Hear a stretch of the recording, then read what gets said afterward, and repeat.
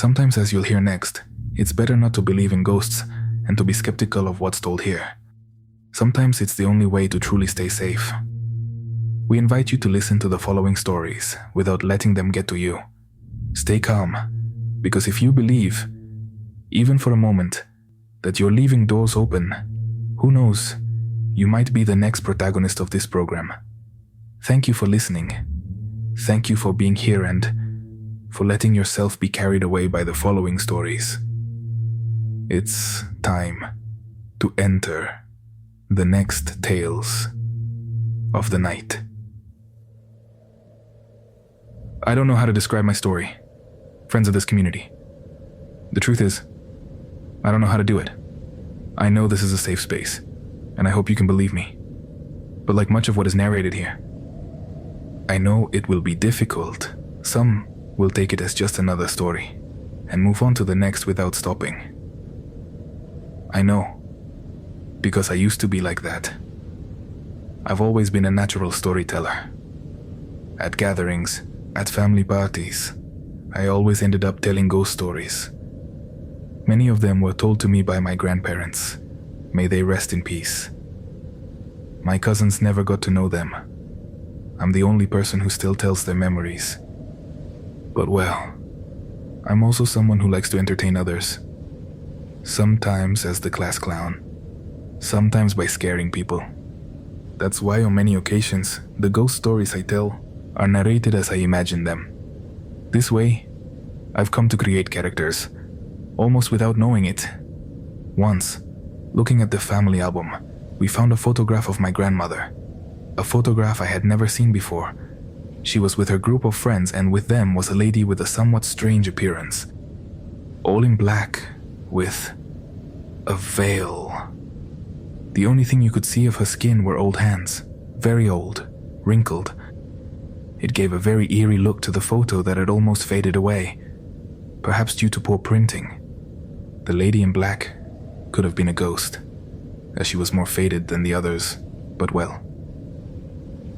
Of course, she wasn't a ghost, but it's a way of explaining how macabre that photo looked. Like any old photograph that's deteriorating. Photographs where there are only dead people now. I asked my mom, and she didn't know who it was. We asked some of my aunts, and finally, someone was able to remember. She told me it was a lady who was widowed young, at just 45 years old. From then on, she promised to live in permanent mourning until her death. She only removed that black veil to enter the church. She dedicated her life to the memory of her late husband. The story was sad, but for me, of course, there was a great opportunity to tell a story. So, at the next gathering, when my younger nephews arrived, I took advantage and told them the following. Kids, you know what happens in this house, right? The reason it hasn't been sold. The reason we only come to visit when necessary. But why no one lives here? This house is haunted. My grandparents asked in their will that it not be sold, because no one deserved to suffer what they suffered in their last years of life, when they were tormented by a ghost. The grandparents lived a very happy marriage for many years. As you know, they were lucky enough to marry their first love, from their teenage years. But like any long marriage, so long, there were ups and downs. That's something you'll learn over time. Of course, your parents won't talk to you about this stage of the grandparents' life. But at some point, grandfather found himself somewhat enthusiastic, in love, perhaps platonically, with Socorro, one of grandmother's friends. He realized that he was very happy to see her here. When she came to visit my grandmother, he greeted her with a special smile, and noticed that the lady also smiled with special happiness when she saw him. Before, as soon as the group of friends arrived, grandfather would leave the house for a while to walk. He would go to Tendy's garden. He would go up to his room to simply take a nap or pass the time. But now, When Socorro came, he looked for some excuse to stay close. He would spend a long time in the kitchen preparing coffee. Then he would sit down to drink it slowly, hoping that Socorro would come to the kitchen for something, or simply pass through the hallway to the bathroom. When that happened, he was happy.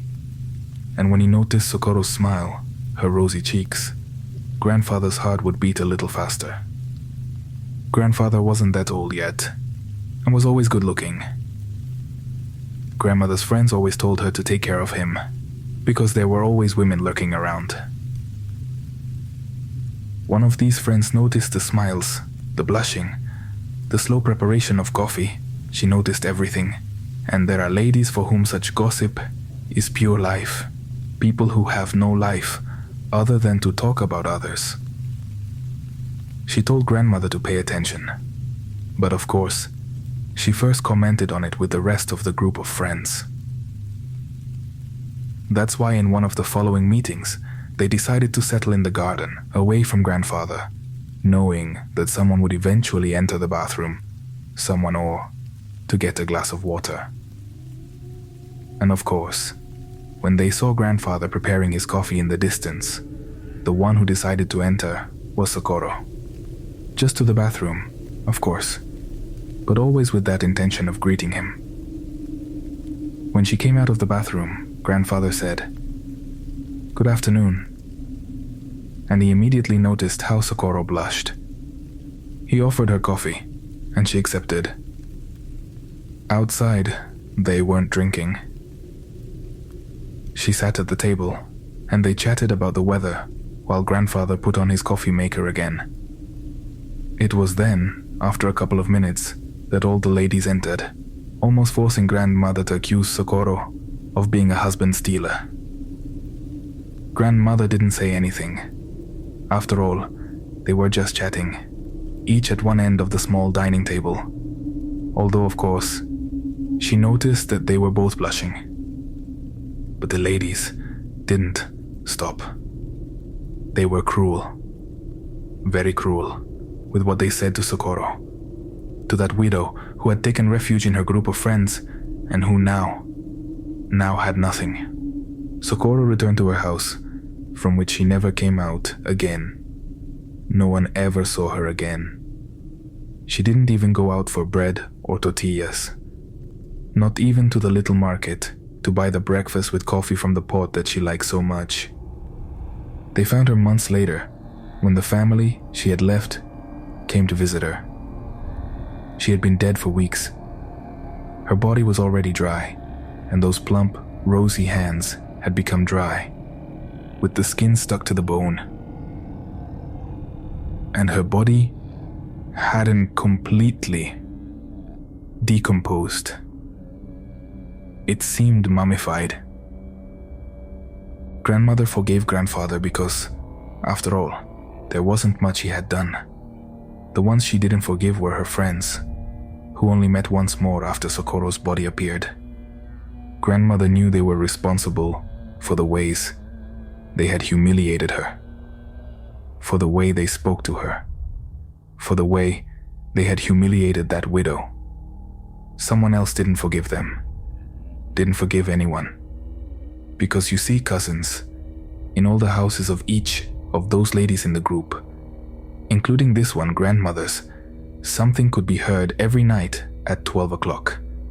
Right at midnight, the fingers of someone touching an armchair, as Socorro used to do due to her anxiety since her husband's death.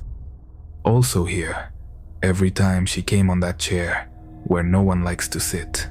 The first time my grandparents heard it, they both came out to see what that sound was due to, only to see in the deepest darkness, in the blackest corner of the living room, Socorro's silhouette, touching the armchair, distressed.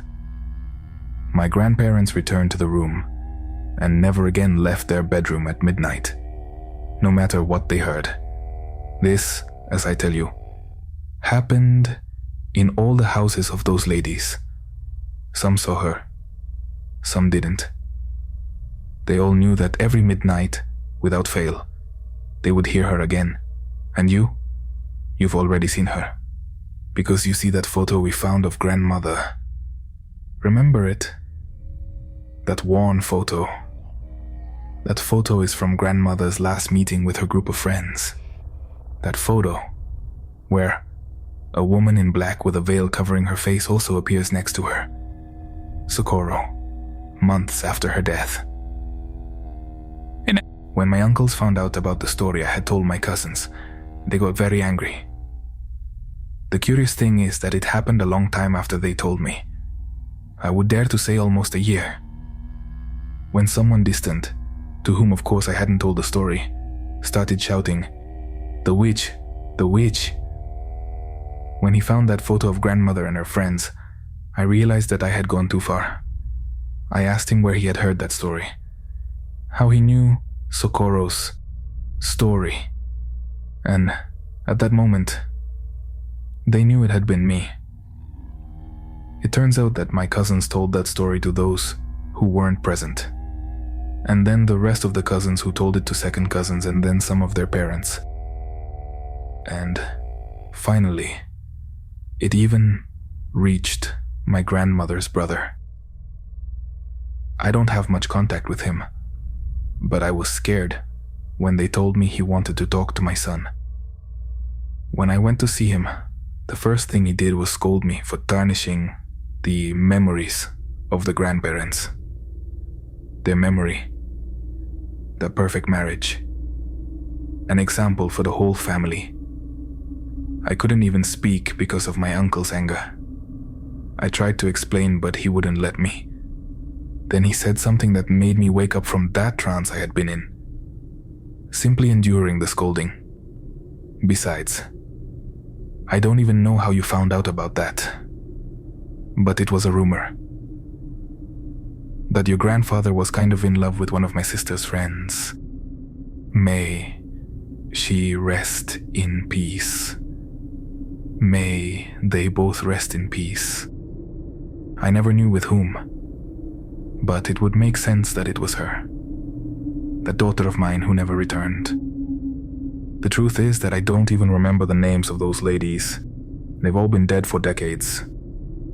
My grandmother's brother was already quite old, over 90 years old, and at that moment I understood, or wanted to understand, that he was mixing that story he had just heard with some memory, with some rumor.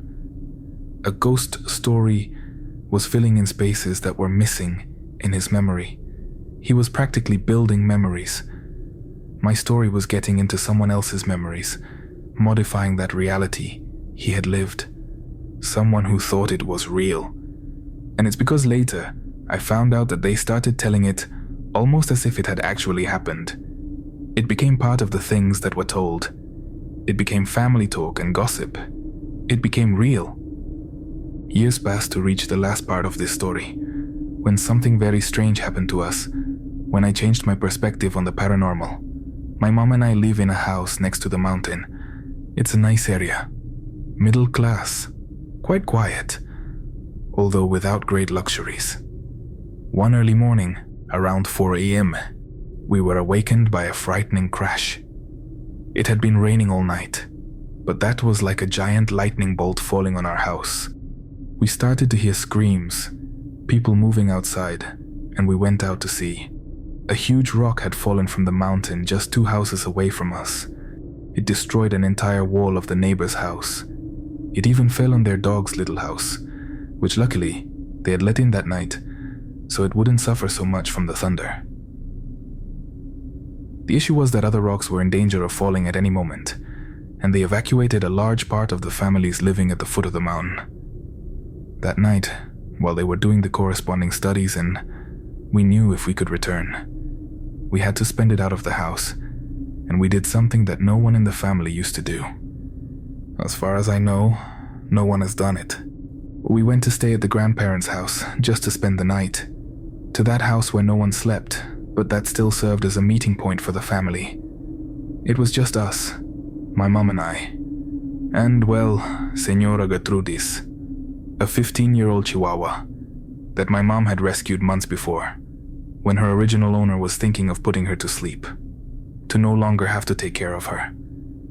So that next night, the three of us ended up in that house. We're used to visiting it. It wasn't anything strange. We brought something for dinner and were calm.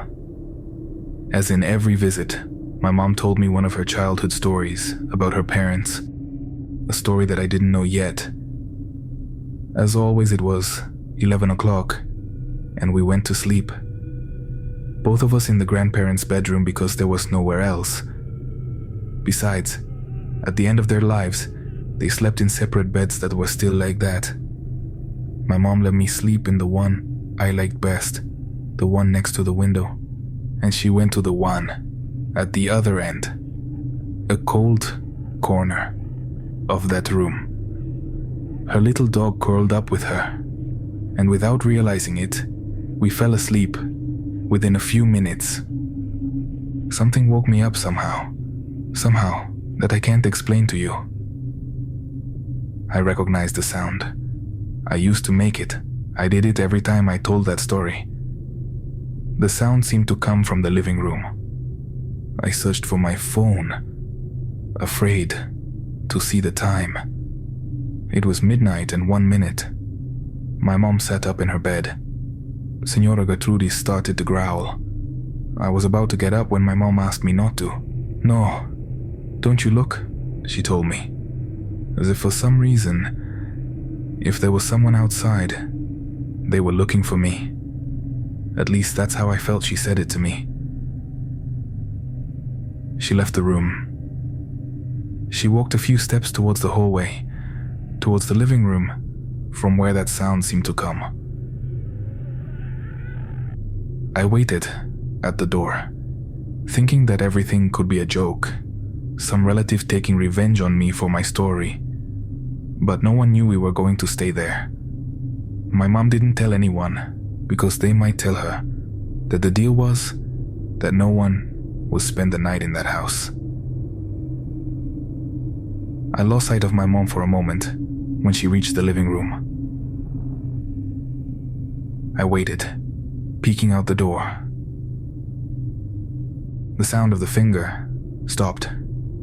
My mom appeared, running down the hallway, coming out of the darkness. Her face was white as a ghost. She pushed me into the room and then moved a piece of furniture to put it in front of the door. She approached the window to see if she could open it completely and measure the distance from where we were to the ground. "If something approaches, you jump out the window and I'll pass you, Gertrudis, okay?" she told me. But I didn't know what to answer. I couldn't tell her yes. I asked her what was happening and there was no response. I asked her once, twice, 3 times, 4 times. She didn't answer me until I told her that if she didn't answer me, I was going to open the door to go see for myself. In the living room, there's a lady in black, all in black. She's wearing a veil on her head. She's sitting in the little individual armchair where no one likes to sit. My mom had just described the woman in the photograph. My mom described who I called Sonoro, the ghost woman who, in my story, returned every night at 12 o'clock. But how was it possible? Where the hell did she come from? How could something like that be created? Materialize? It didn't make any sense at all. But now the whole family believed in her. Even me. I knew my younger cousins already feared her above all things, that they were scared of her, with the witch in the photograph. After a few minutes, it stopped being heard. Finally, it stopped being heard. My mom's face was still one of panic, a terror I had never seen in her. I told her that everything was okay, that we could go out, that we should go to the living room, that I knew it was going to be empty. And we went. This time turning on all the lights first. There was no one anymore. We left everything on and went to sleep. My mom asked me where I'd heard that story. Ooh, had told it to me, but I had nothing to tell her. I didn't know how to answer her. I could only swear to her that it was a story, nothing more. One of many stories I had told. The only difference was that this time I found myself, maybe, with enough elements for there to be so many people willing to believe. Of course, we're never going to stay in that house again. No one else did. I don't know. I couldn't tell you if it still heard every midnight.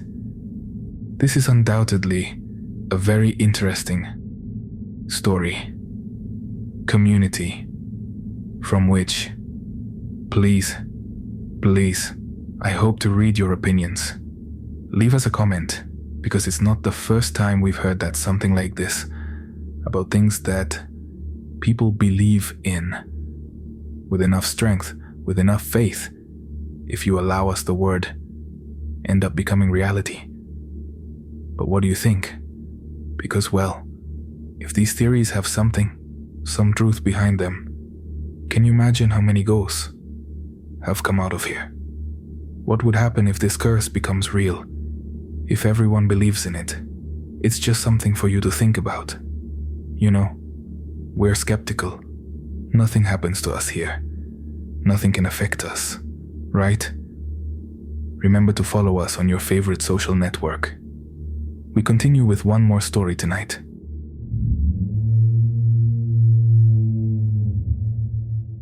Hello, Uriel. I would like the story to be anonymous, and I apologize if my spelling isn't the best. But the truth is that when I was little, my family and I moved to the United States, and since then, I haven't practiced writing in Spanish at all. I only know the little I remember from when I was very young. 2 years ago, by pure luck, I came across your channel, and since then, I've been a fan. And today I finally gathered the courage to send you my story. I hope I can hear it on your program soon. Since I was little, my parents always took us from state to state in each of their moves, which they made for work reasons. And eventually, it reached a point in their relationship where, for that same reason, they divorced, due to the difficulty of the trips and how far apart they were from each other. They decided to take turns having us for 1 year each. It's not that they didn't love us, but they both started to have job offers in different countries, and it was more convenient for them to go alone when they had to arrive at a new place and, once they were settled, receive us. Although it was difficult, I never judged them. On the contrary, I thanked them for everything they did to get us ahead. The only thing I didn't like was being alone. Although, well, I was never really completely alone. My brother, 4 years younger than me, was always with me. However, at that time we weren't that close, and I only saw him as a child that I just had to take care of. And that was it. I know. It sounds ugly. I know. But I was just a child. Over time, of course, things changed, and I adore him. Anyway, what I want to tell you happens during one of many moves when we had to live with my dad in Jalisco, more precisely in Zapopan. I was 11 years old, and my brother was 6. That was the last year we were in Mexico. As for the next one, we would go to live with my mom permanently in the United States. For that same reason, in the house where we stayed all that year with my dad, we had nothing. I don't remember exactly which part of Zapopan it was, but I know there was a forest nearby, and around it, from what I could see, there were only gated communities, private neighborhoods, whatever you want to call them. We lived in one of them. The house where we stayed during that time was big, had many rooms, and too much space. It also looked new.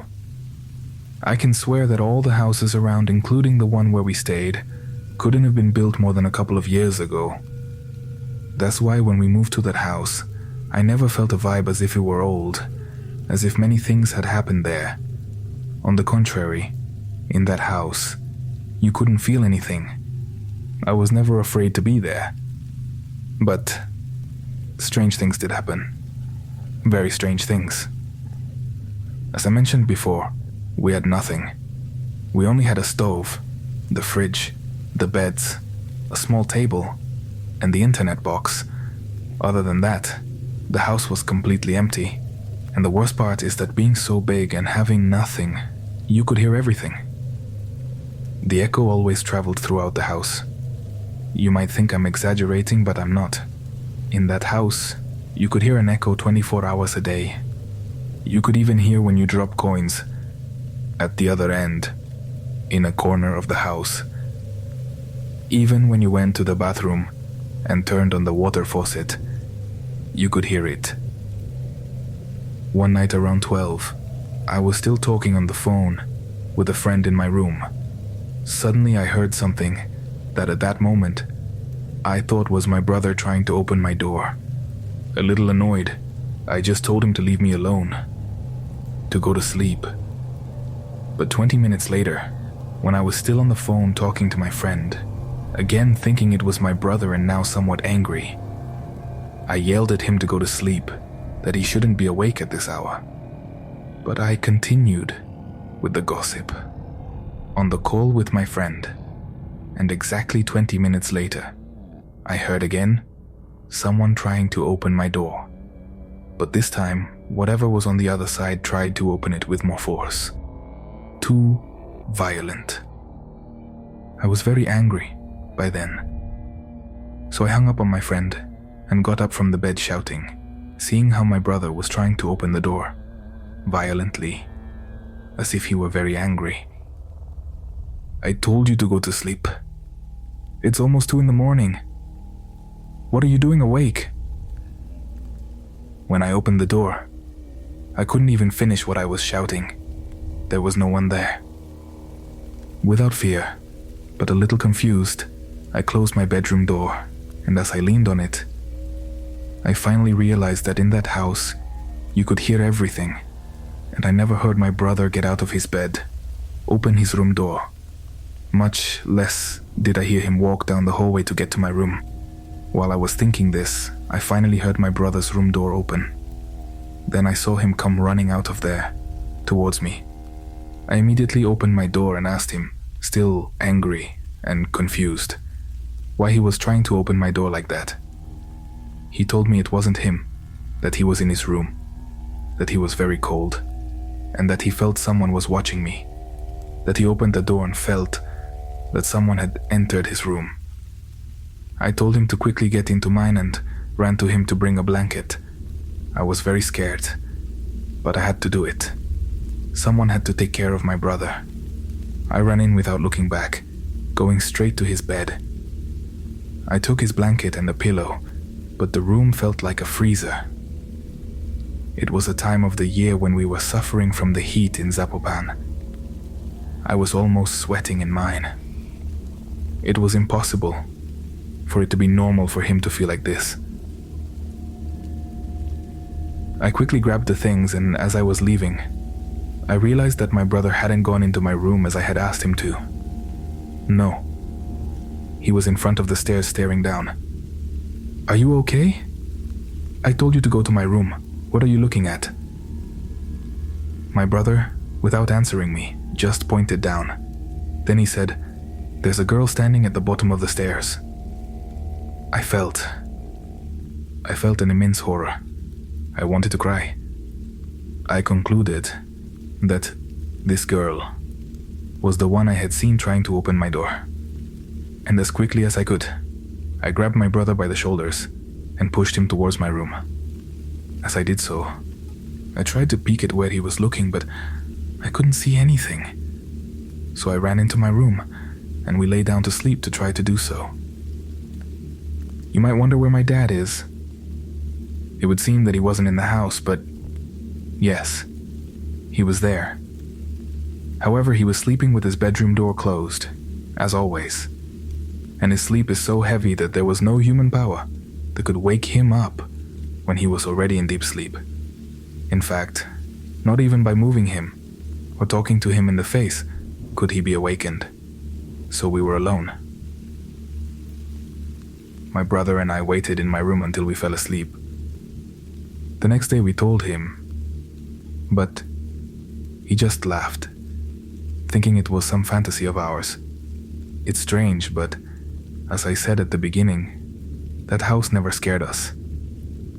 But it was normal to hear noises, lights turning on and off by themselves. Although that was the only time something different manifested, when something really tried to come for us, to scare us. Currently, we still remember that event. However, my brother and I remember it differently. He doesn't remember seeing a girl. He only remembers being in a kind of trance and coming out of it when I pushed him into my room. But I will never, ever be able to forget the horror we experienced that night.